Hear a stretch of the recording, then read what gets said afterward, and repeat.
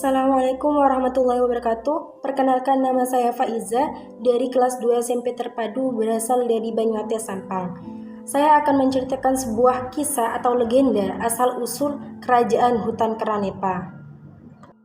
Konon, pada zaman dahulu di tanah Jawa terdapat sebuah kerajaan yang dikenal sebagai Kerajaan Medang Kemulan dengan istananya yang bernama Keraton Giling Wesi. Raja Medang Kemulan bernama Sang Hyang Tunggal. Raja pun mempunyai putri yang sangat cantik jelita.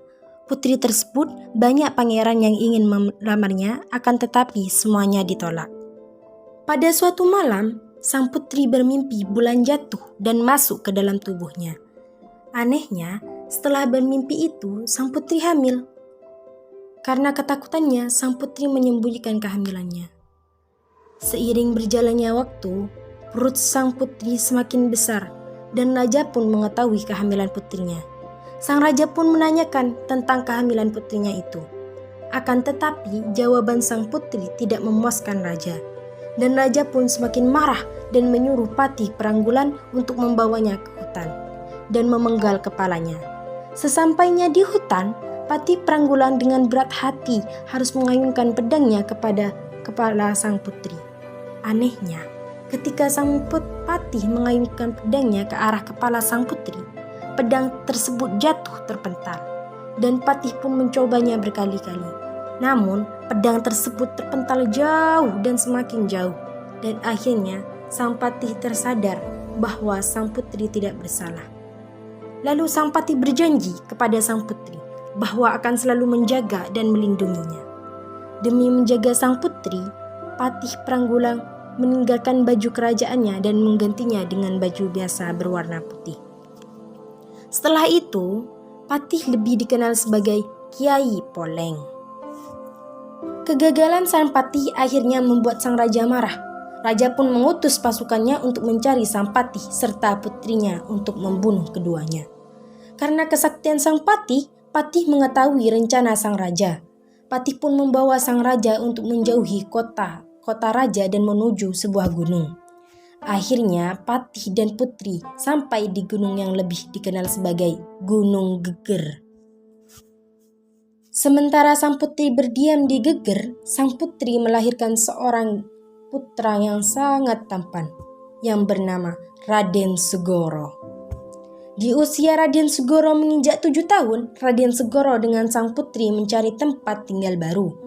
Sampailah akhirnya mereka di sebuah pantai yang banyak ditumbuhi tanaman nipah. Dan dibangunlah sebuah pondok kecil dengan memanfaatkan daun nipah sebagai atap hingga akhirnya sang putri menamakan tempat itu Nepa. Sang putri dan Raden Segoro tinggal di Nepa hingga Raden Segoro beranjak dewasa. Sementara itu, Keraton Giling Wesi tempat sang putri dulu tinggal kerap diserang pasukannya yang sangat kuat. Sang Prabu kerajaan kewalahan dan kehabisan akal untuk mengalahkan pasukan musuh. Kemudian, sang Prabu bersemedi memohon petunjuk kepada Yang Maha Kuasa. Pada suatu hari, sang Prabu mendapatkan wiwik bahwa kerajaan akan menang karena bantuan seorang pemuda yang tinggal di sebuah pulau yang tampak antara ada atau tiada, lemah Doro, yang akhirnya dikenal sebagai Madura. Betul saja, dengan bantuan Raden Segoro, pasukan asing dapat dikalahkan. Tombaknya Raden Segoro benar-benar sakti. Semua musuh dapat dikalahkan.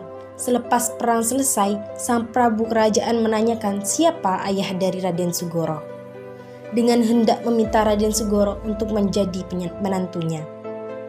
Raden Segoro pun terdiam dan tidak menjawab karena tidak mengetahui siapa ayahnya. Akhirnya, Raden Segoro kembali ke tanah Madura untuk menemui ibunya dengan dikawal oleh prajurit-prajuritnya. Setibanya di Nepa, Raden Segoro menanyakan siapa ayahnya kepada sang putri dan meminta prajurit agar tidak mencuri dengar pembicaraannya dengan ibunya. Sementara itu, ketika Raden Segoro dan ibunya sedang membicarakan ayahnya, para prajurit tidak mematuhi perintah Raden Segoro untuk tidak mencuri dengar pembicaraan Raden Segoro dengan ibunya. Raden pun mengetahui bahwa para prajuritnya mencuri dengar pembicaraannya dengan ibunya. Raden Segoro pun marah besar dan mengutuk prajuritnya menjadi kera, turun-temurun dan mendiami rumahnya selamanya. Dengan kesaktiannya pula, Raden Segoro mengubah rumahnya menjadi hutan, sampailah akhirnya tempat itu menjadi kerajaan hutan Keranepa hingga sekarang.